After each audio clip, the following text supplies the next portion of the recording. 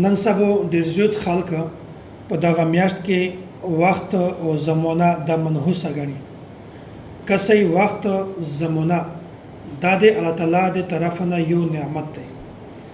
الله تعالی چې په انسانانو باندې څومره بشمیره نعمتونه کړي دي، د یغې نعمتونه وخت دا یو نعمت دی، زمانه دا یو نعمت دی.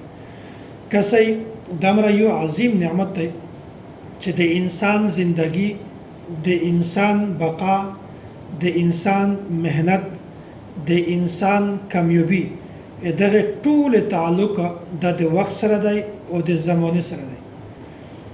او دا دمره عظیم نعمت دی، دمره زیات اهمیت دی چې الله تعالی په قران کریم کې د وخت قسمونه خوړلې دي. الله تعالی په قران کریم کې د زمانه قسم خوړلې دی.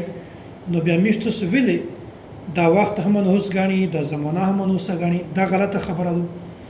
کسې الله تعالی په قران کریم کې ډېر زیات مقامات کې د وخت قسم خوړل دي. الله تعالی بیانوي قران کریم کې اعوذ بالله من الشیطان الرجیم بسم الله الرحمن الرحیم والفجر وليال عشر.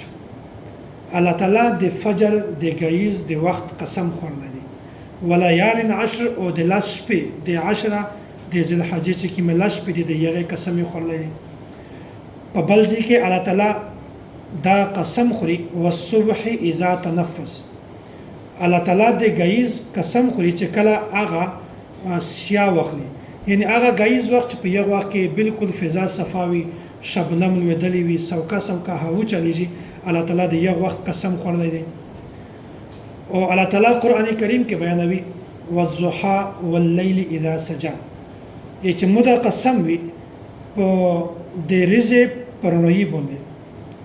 او هغه او الله تعالی دا قسم خورای دی واللیل اذا سجى، او قسم دی د پشپا باندې چې هغه بالکل تیار شي. او داسې الله تعالی قسم خوري واللیل اذا یغشى والنهار اذا تجلى.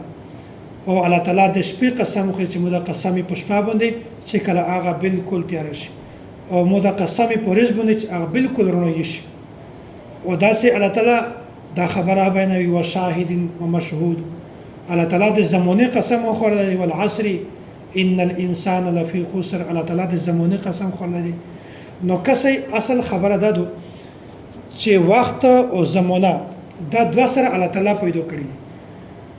په دا کې چې کیم شي نشي، په دا کې کیم واقعات دا پېښیږي، کیمه حادثه پېښیږي، او کیمه تبدیلی په دغه وخت کې سي، په دغه زمانہ کې سي. دغه ټول تعلق ته الله تعالی سره دی. دا هر شی الله تعالی کو. خو ځنه خل دسته چې هغه ته په دغه میاشت کې یا په څو وخت کې یو حادثه ور پېښ شي، بیا وایي چې دغه حادثه چې په کوم وخت کې پېښ شوی دو دغه وخت منحوس دی. یا یو انسان د پکور کې داسې مسله ور پېښ شي، یغه بچای وفات شي، بل څوک وفات شي، پریشانی ورته جوړ شي، بیا چې دغه پریشانی سبب دغه زمانه ده، دغه پریشانی سبب دغه وخت دی. د چا کاروبار کې برکت ختم شي، نقصان کړو شي، بیا چې دغه کاروبار مو په دغه میاشت کې شریک کړو، دغه وجه نه دغه میاشت منحوسه ده، نو د مو کاروبار ځکه به برکت شه. حالانکه نه د محرم میاشت منحوسه ده، نه د سفر میاشت منحوسه ده، یو میاشت هم منحوسه نه ده. نو کسې الله تعالی په قران کریم کې د وخت دمره قسمونه خورلې دي چې الله په قران کې د وخت فضیلت بیان کړی دی، د وخت قسم یې خورلې دی، د یغه اهمیت بیان کړی دی. او دا د انسان د پوره یو غټ نعمت دی. الله تعالی ټول شی نه بیان کړی دی، خو کله الله تعالی نه د وخت نحوست بیان کړی دی، او نه کله الله تعالی د زمانه نحوست بیان کړی دی. نو وخت زمانه د دوه سره د الله تعالی د طرف نه دی. دا یو نعمت دی، دغه قدر کړل په چار دی میشتستا. او چې کوم انسان دا وایي چې وخت منحوس دی، زمانه منحوس ده، دغه د مثال دی لکه یو انسان چې الله تعالی ته تکلیف ورکړي.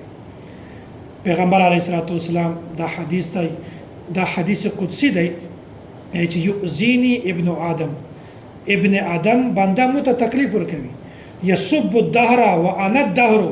هغه زمانه ته زیاړه کو، الانکه زمانه خو زېما.